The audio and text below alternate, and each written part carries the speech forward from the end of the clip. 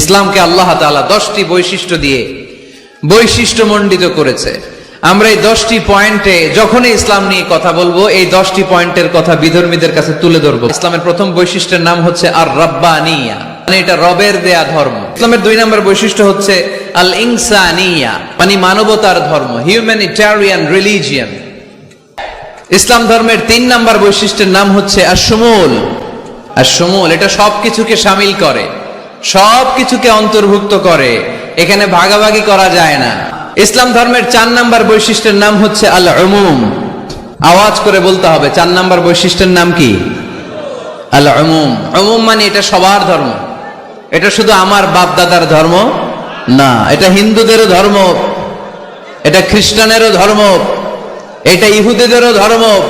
যে কেউ ইসলাম ধর্মে প্রবেশ করতে পারে, তার জন্য কোনো বাধা। ইসলামের 5 নম্বর বৈশিষ্ট্যের নাম হচ্ছে আত-তাইসির, মানে হচ্ছে সহজ। ইসলামের 6 নম্বর বৈশিষ্ট্য হচ্ছে এটা দ্বীনুল ফিতরা, স্বভাব সুলভ ধর্ম। ইসলামের 7 নম্বর বৈশিষ্ট্যের নাম হচ্ছে এটা দ্বীনুল ইলম, এটা জ্ঞানের ধর্ম। ইসলাম ধর্মের 8 নম্বর বৈশিষ্ট্যের নাম হচ্ছে দ্বীনুস সালাম, এটা শান্তির ধর্ম।